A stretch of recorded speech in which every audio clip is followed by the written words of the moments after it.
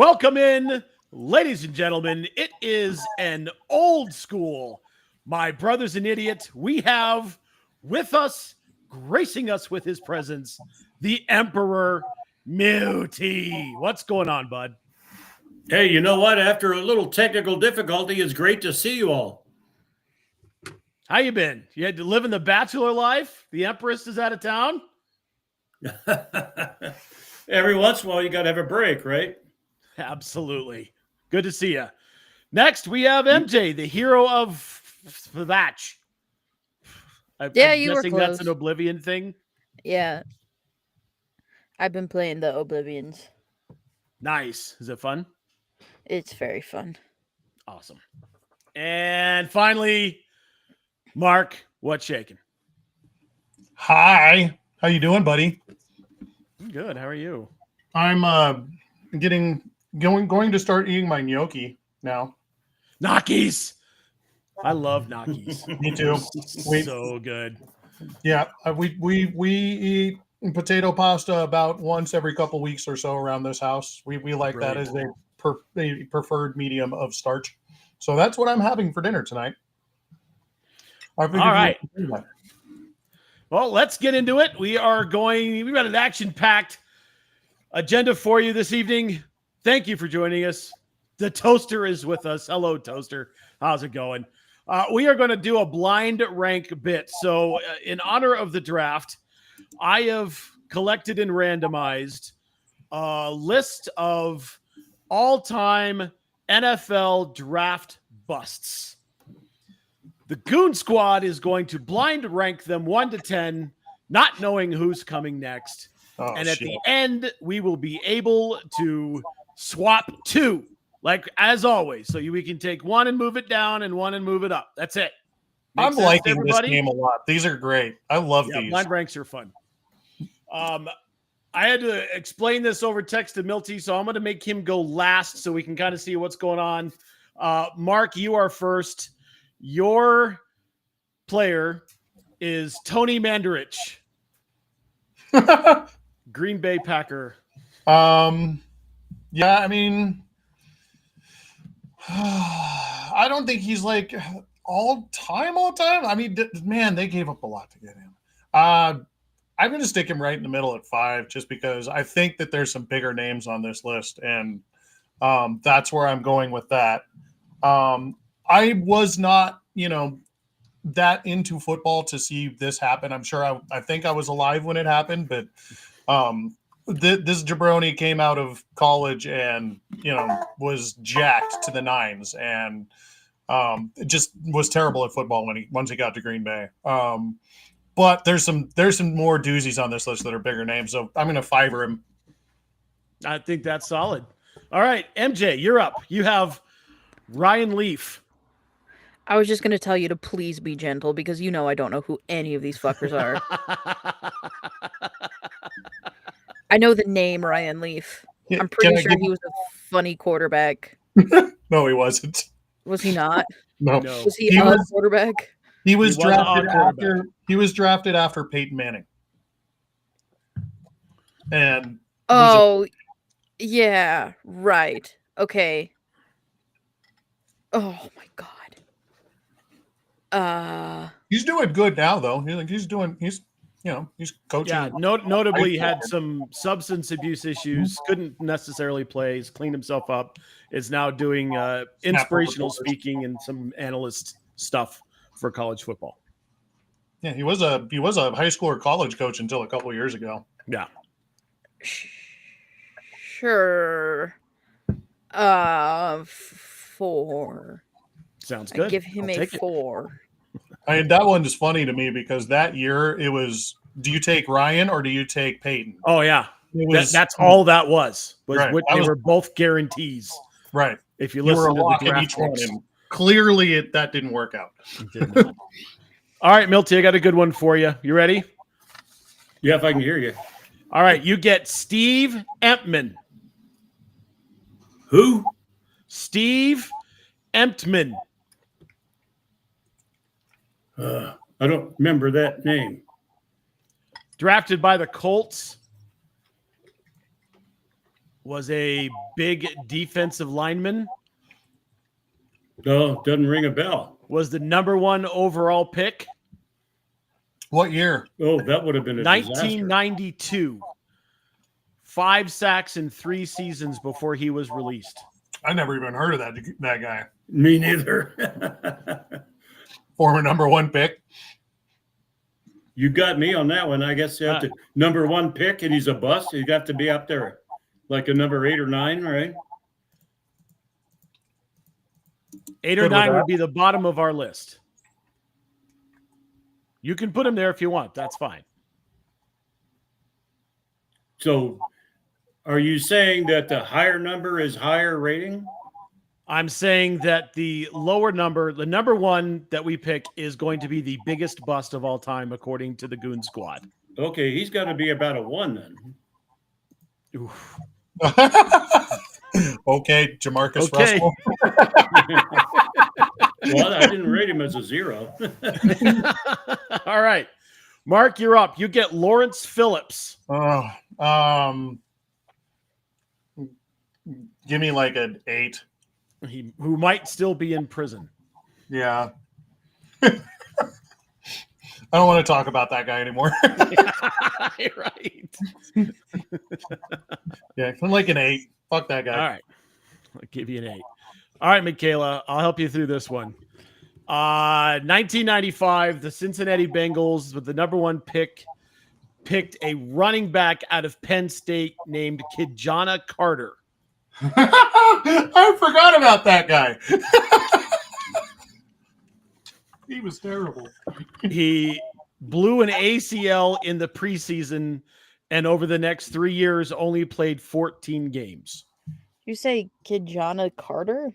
Kijana Carter. How do you spell Kijana? KI-JANA.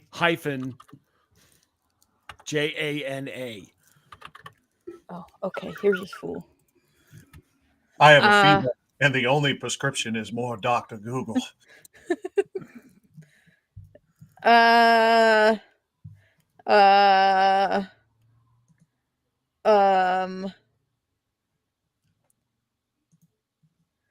I'm gonna go ahead and put him at number 7. Okay, that's a good one. All right, Milty, are you ready? Maybe. You get Johnny Manziel. Oh, my God. Is that one of the Cleveland draft choices from a quarterback?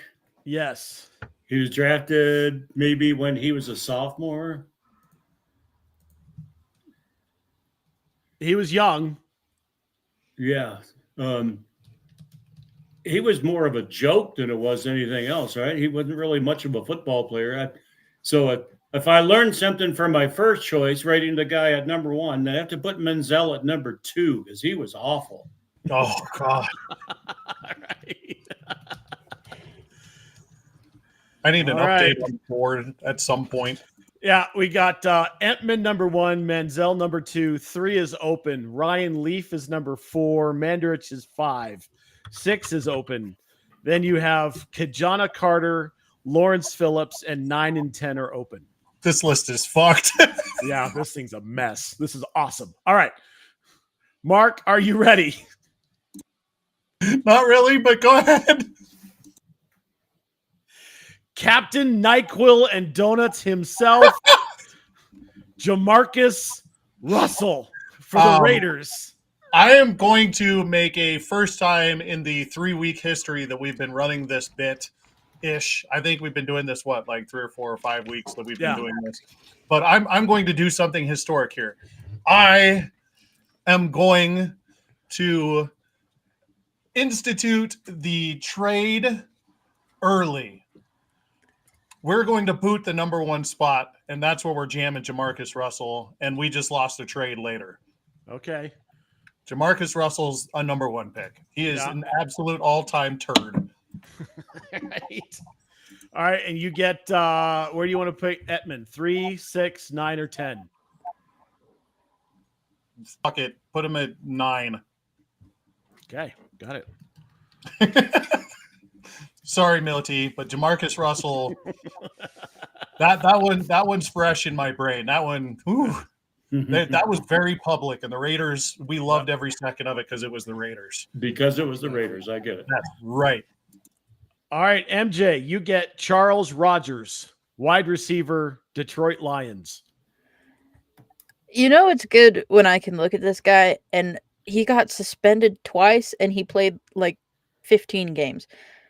What did you do, homie? It won't tell me what he got.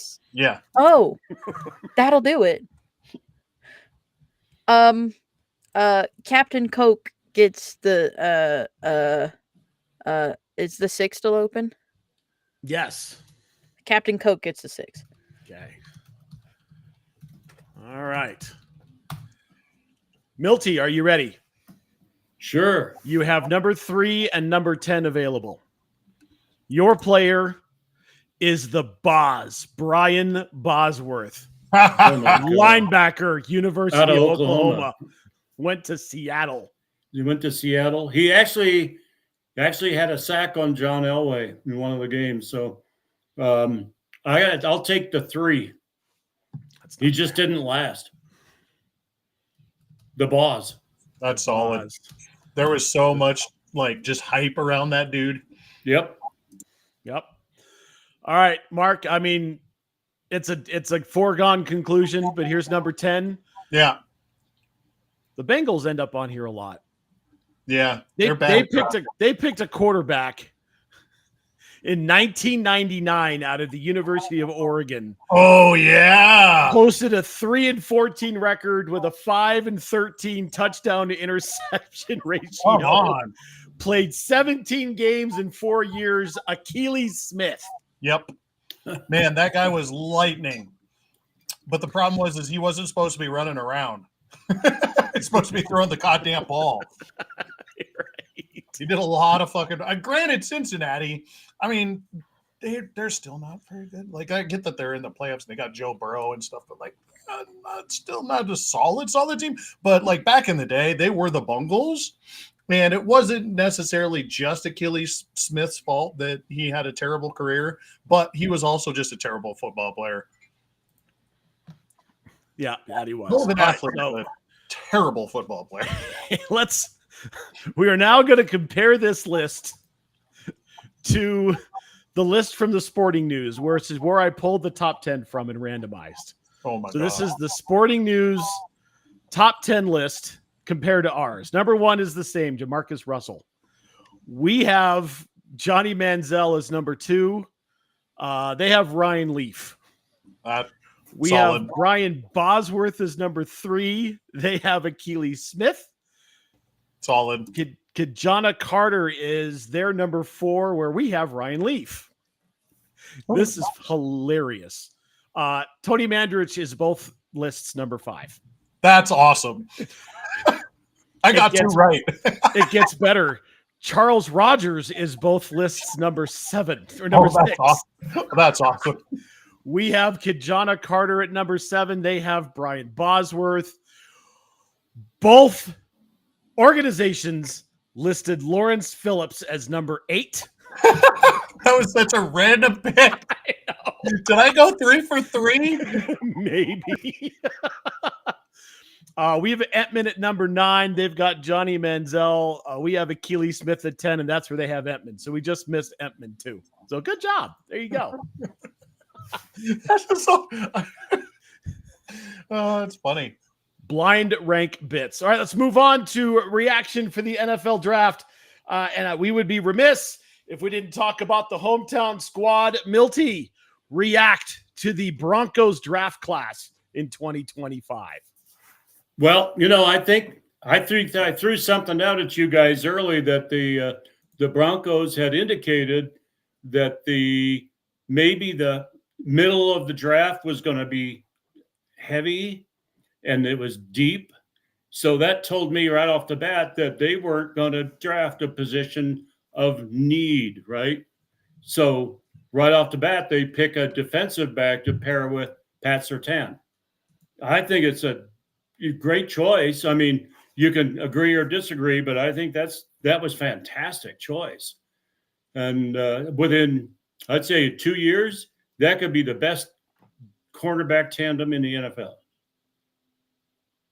Mark, reaction.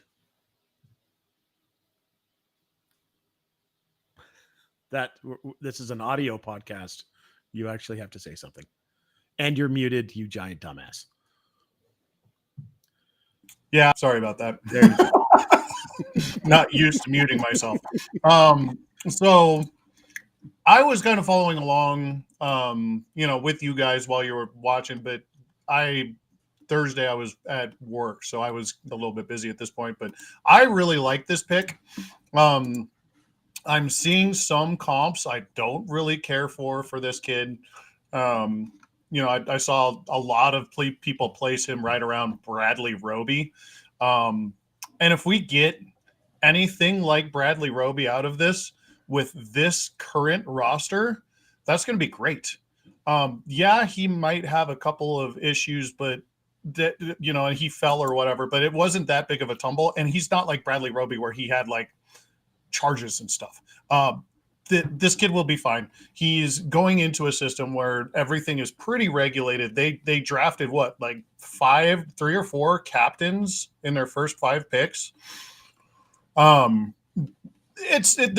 people in the room, and there's people who are in charge. So bringing somebody in this situation is better than like with Roby, when it was kind of like the inmates were running the asylum at that point. That was the no-fly zone at that point.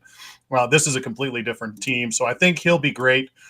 People say that why would you draft another corner when you already have, Riley Moss and Pat Surtain and everybody else, and like you always have. How many wide receivers are there? And they rotate in and out. Why don't you have other corners and just rotate them in and out too? With the exception of Surtain, everybody should be running around the field and in a shell. And he's just locking up the number one option. Yeah, I think that's something Matt and I talked about via text when it happened. I was like, that's a really good move. You basically run a shell and then cover the number one on your number one. And I don't know if we've ever seen something quite this deep on that end, so I'm pretty excited about that. The rest of the draft picks I didn't really pay attention to. I saw there was a bunch of trading, and then I was at work, so I kind of got sidetracked. And I was like, I'll pay attention to this later, and then I didn't. So, but really excited about that number one pick. Just looking through the draft picks, they look like they're solid. Little curious about the tight end thing, but I think that's going to be a thing that works itself out. Obviously, they didn't find something good enough there for it. Yeah, Mark, you and I talked about it. This is now, I think, the deepest cornerback room in the league. You've got 2 starters. Neil's comment is just incorrect. You can go and put that up on the screen. He was not slow. Riley Moss was fine. As a matter of fact, he was better than fine. And the pass defense only took a step back when he wasn't on the field. And I think that's one of the reasons why you bring this kid in. They did get some good development out of Chris Abrams-Drain last year, and you still have DeMar Mathis running around. The other thing I like about this pick is he can play safety, and you don't really know that Hufanga is going to be healthy the entire season. So now you get some more depth at safety as well. MJ, what do you think? I think that the best value pick was Savion Jones. He is 6'5", 283 pounds, and in 2024 had 43 pressures, 4.5 sacks, and 2 forced fumbles through 4 seasons at LSU. He's entering the NFL at just 21 and is still ascending as a pass rusher. Thus saith The Athletic. I was just going to say, do you need to quote somebody on that? Because that sounded awfully specific. Yeah, Nick Kosmider of The Athletic. I like Kosmider. He's good. Yeah, everyone likes this Savion Jones. People were surprised, well, by people, Kosmider was surprised by Pat Bryant, and then I see nothing about any of the other guys we drafted, so neato. And our other fan, Neil, says he sees Moss getting picked on all game. That's because you're not going to throw it. You got to throw it somewhere. Whoever's on the opposite side is getting the ball thrown at him. He's going to get all the work, and he was just fine. The other pick, Milty, I really wanted to talk about, and this is the comp sprung directly into my head as soon as I saw this kid's measurables. RJ Harvey, the 5'8", 205-pound running back with breakaway speed and hands out of the backfield, comes out of the University of Central Florida. Can you think of the player I think that Sean is thinking of when they picked this guy with the 60th pick in the second round? No, I can't remember his name, but wasn't he? Didn't he play for the Chargers? Yep, and the Saints. Mm-hmm. You're thinking of Darren Sproles. That guy. This is Darren Sproles. Size isn't everything as far as height goes. It's it's your motor and your tempo and your moves and your shiftiness and you're getting to the hole, and he has a lot going on. Breaking tackles. He's tough, man. He's good. It's a good choice. All right, Mark, you mentioned the tight end, the Caleb Lohner, the tight end out of Utah. Yeah. I think he's got 6 catches, 4 of them are touchdowns. Uh-huh. He's a basketball player, which could lead itself. We've seen historically basketball players convert, including one here in this town. I was going to say Sean Payton's seen one historically as well. And he sure has. Jimmy Graham. This is Sean Payton just running back the hits. He's like, George, go get these guys. Oh yeah. This kid's 6'8". Yeah. He's gonna be a red zone monster. This guy's gonna just stand on the end line and just catch passes over everybody. Right. And Bo Nix is just gonna heat him passes. They got to teach him how to catch them. So hopefully that works out. But if it does, he'll be fine. Yep, absolutely. There has been Milty, or actually MJ, do you have any? Let's get back to you real quick. RJ Harvey, the tight end, Caleb Lohner. Do you got anything to say? Any thoughts you'd like to share with the group?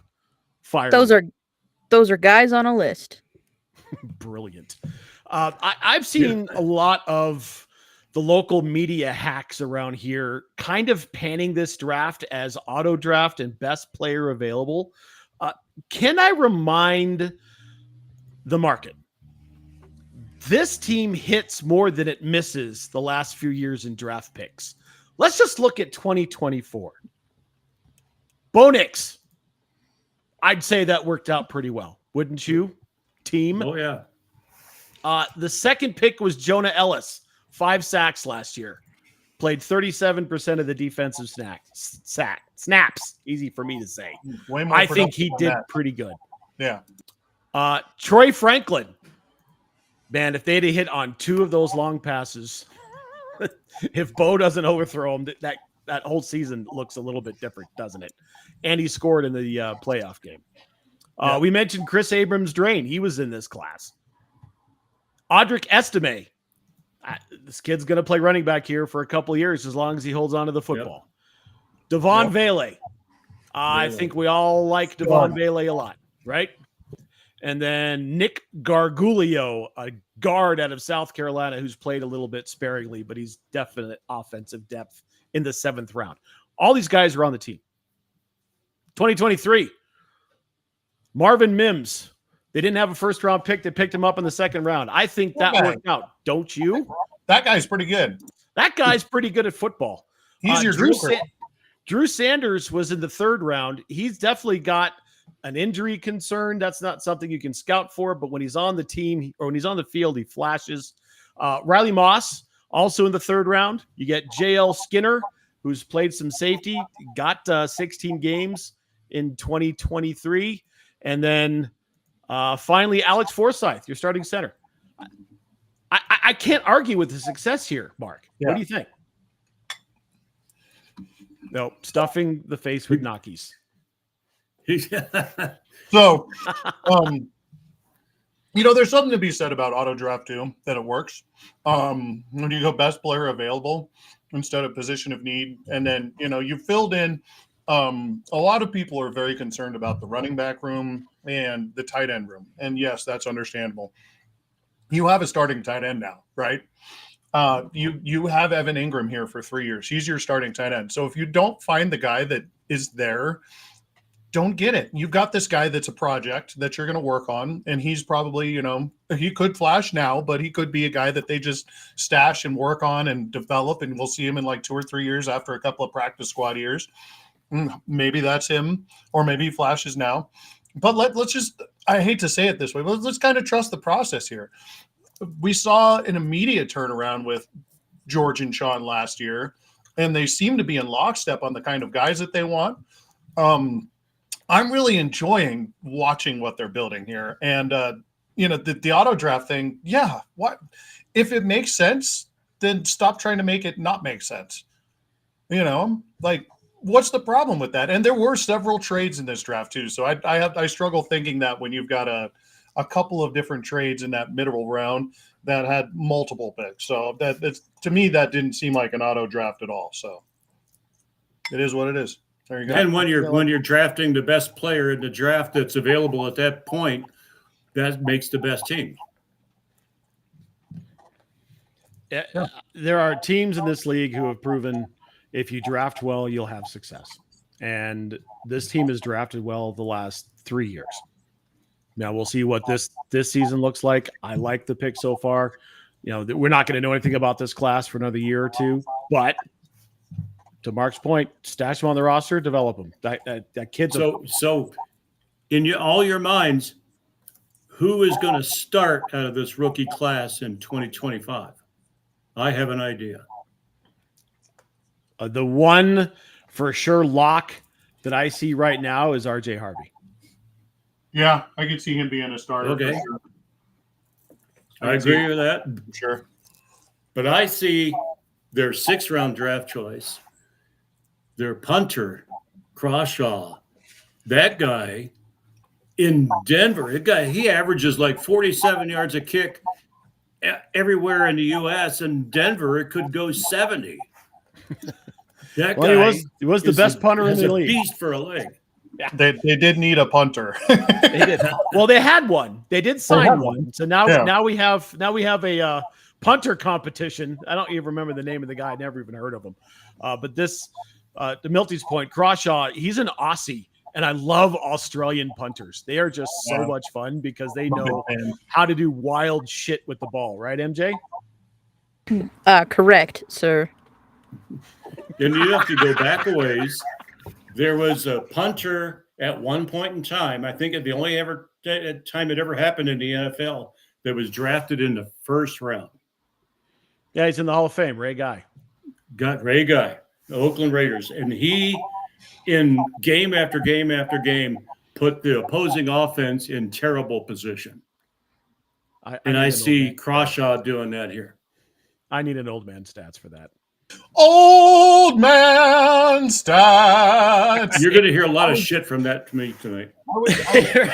I was trying to wait for him to get done so I didn't jump on him. I know. I was teeing it up for you. All right, before we get into the other sports going on in Denver, we would be remiss, Milty, if we didn't talk about the historic slide of Shedeur Sanders going from who was almost universally called at least the 2nd best quarterback in the draft, if not the 1st, to being drafted in the 5th round by Cleveland, who now have 5 quarterbacks on the roster. Milty, what do you think about this? Oh my God. Go ahead, Mark. I just had one comment before you went any further, but I'll hold that thought. Just remind me I have a comment on that. Okay. So Cleveland, oh my God. They're a mess anyway. So they draft was Parker Gabriel and in that one round, and then they go after was it the 3rd round? Was it they get Gabriel, and then they take Shedeur in the 5th round. So now they have 5 freaking quarterbacks, right? 2 of them are going to be rookies. One of them will be off the team, the old man, right? But anyway, they got 4 quarterbacks. They got 2 draft choices in the 2025 draft. This is like Scott Steiner math. Like they got 5 quarterbacks, but that guy's gone. So they only have 4. And I've only got 65%. So there was after Cleveland drafted Shador, there was a joke going around about Parker Gabriel after, he played for 3 college teams.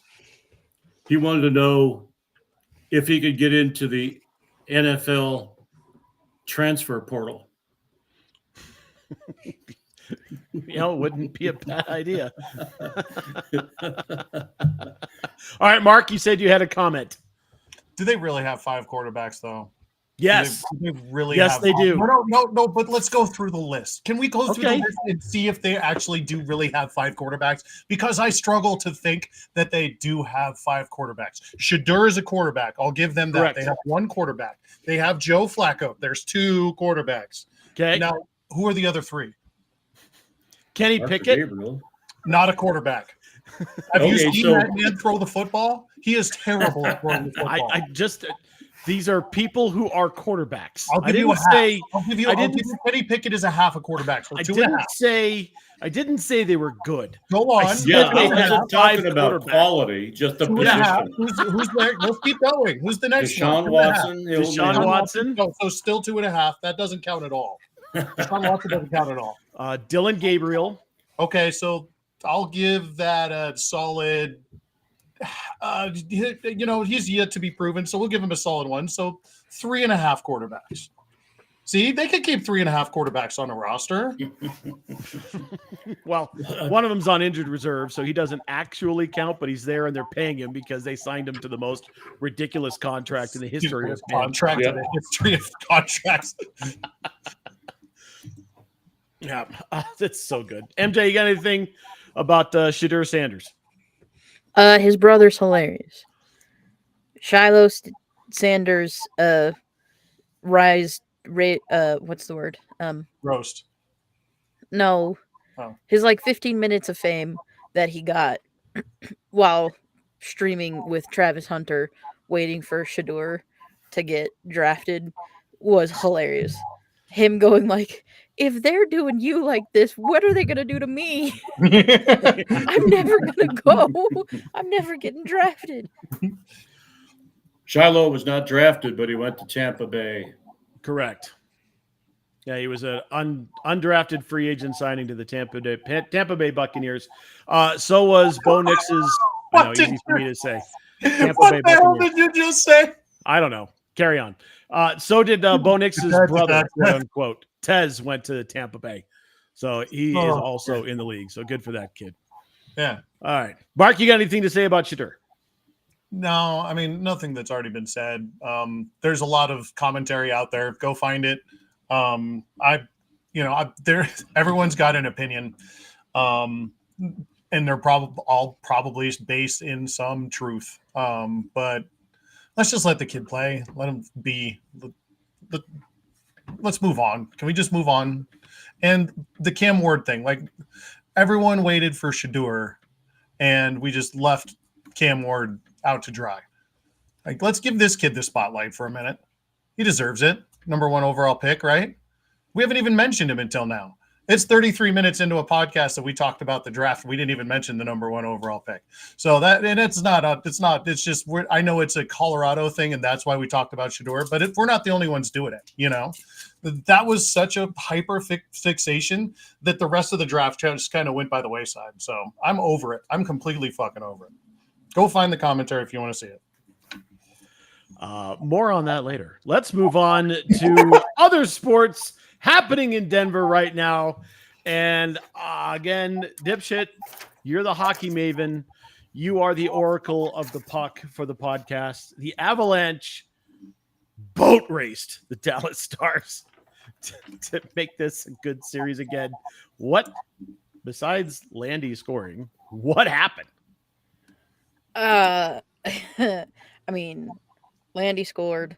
Otherwise, Ottinger, he was doing his best, but they just shelled him. Dallas's defense just did not have it together for whatever reason. Because we were watching the game, and Ottinger got pulled, and we were like, is he hurt? And they're like, no, he's sitting on the bench. And I was like, what the fuck?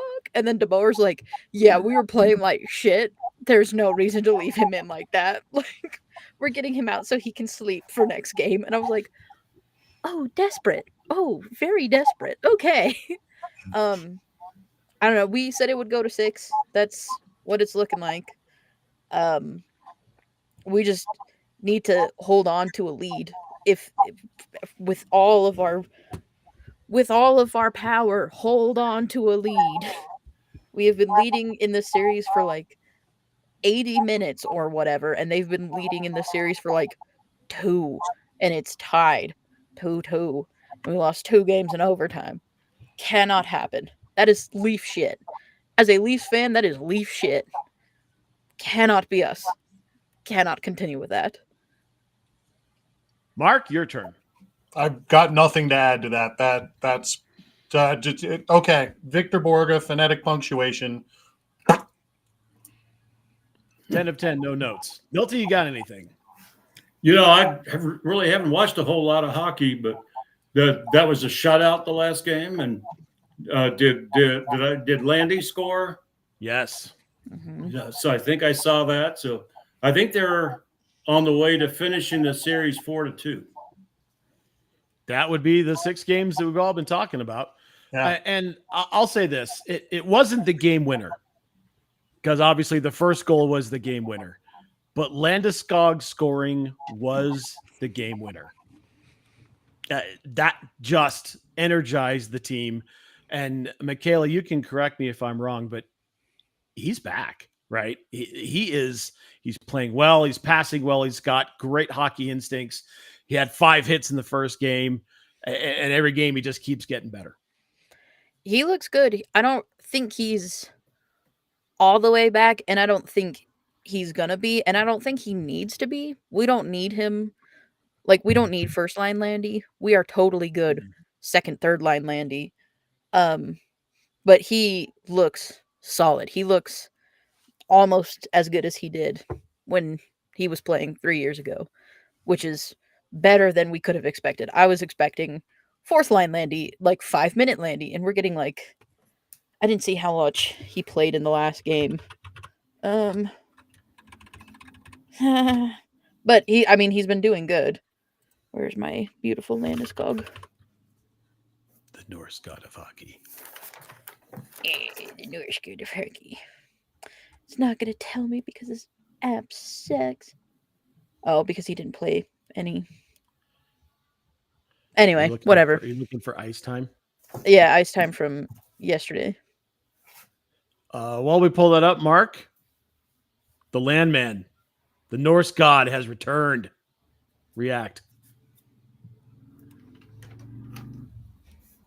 And you're muted. He loves playing hockey. And it's fun to watch people who enjoy doing something that they get to do professionally.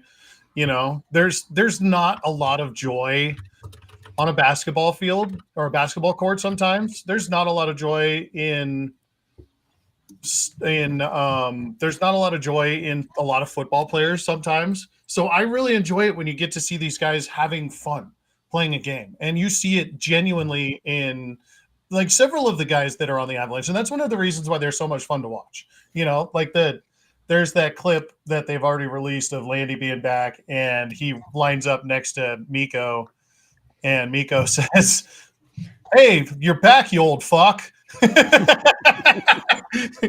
And it's like, he's just one of the guys, and like they enjoy playing the game, and he enjoys it. And you see it with Kale too. You see it with EJ.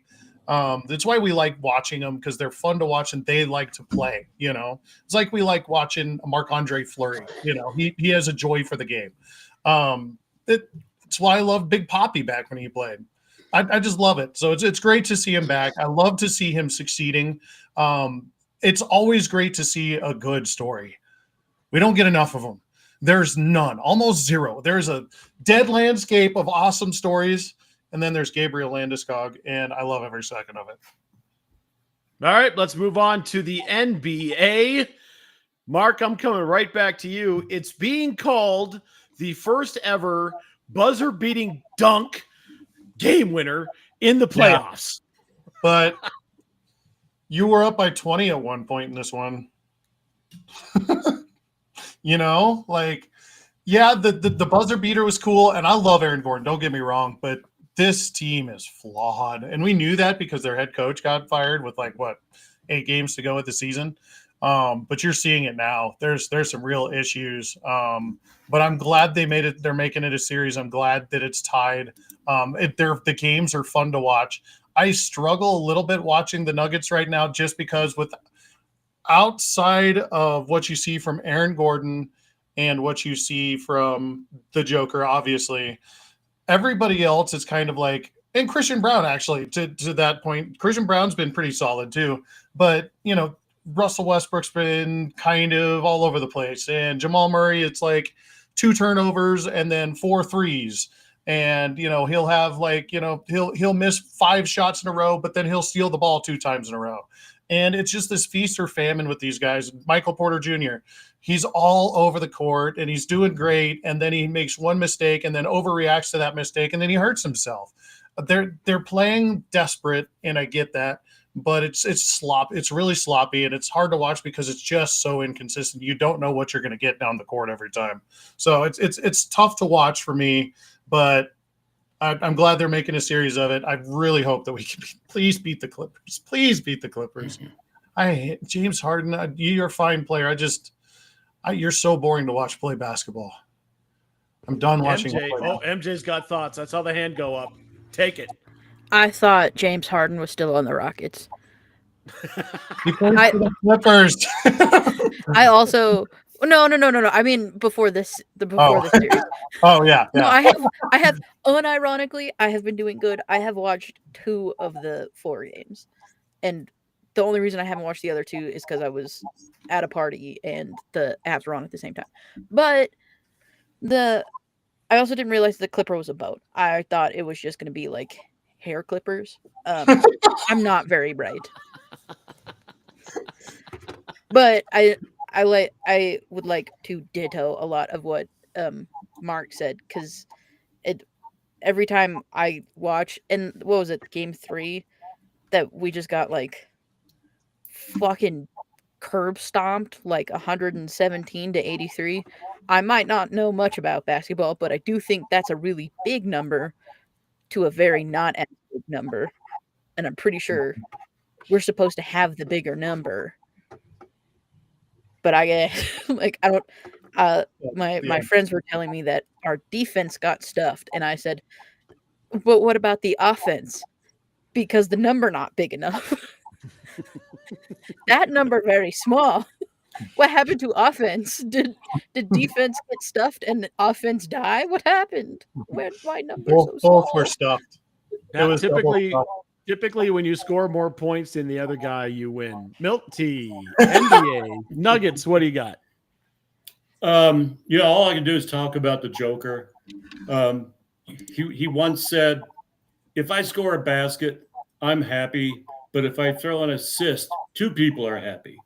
I mean, what kind of a player is that? And I saw the game the other day that he's calling for substitutions in the game like a coach should be doing. So I just, but I don't think single-handedly he's not enough to carry this team for a very deep run in the playoffs.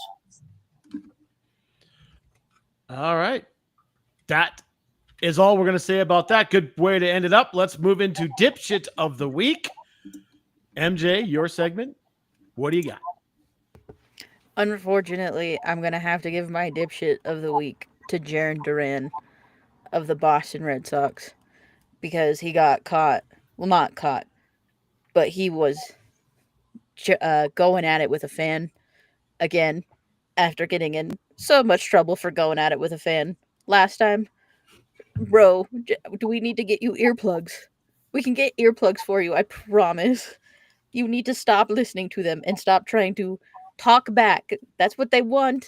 That's not going to go good for you. You need to ignore the tennis racket comments. Please, sir. Please. All right, Mark? Yeah, I mean, I can't argue with that. But Tommy Pham, too. Same kind of thing. And he actually it was so bad with that one, he actually got suspended.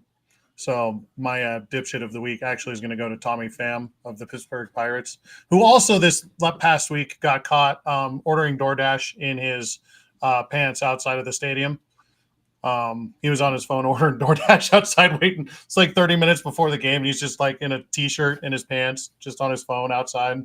So Tommy Pham, you get my dipshit of the week.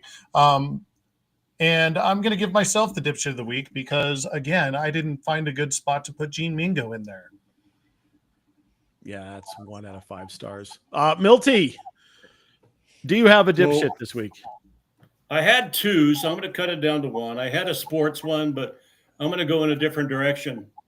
So all property owners know that you have to pay property taxes by April 30th, right? So Arapahoe County gets my dipshit of the week because not only do I have to pay their frickin' property taxes by April 30th, then they invited me to jury duty on the same frickin' day. So that Arapahoe County is my dipshit of the week. Solid. Sons of bitches. Sons of bitches. I promised you a later on take. My dipshit of the week is the NFL.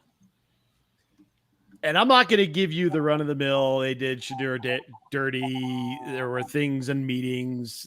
They were making a statement. I'm just going to tell you this.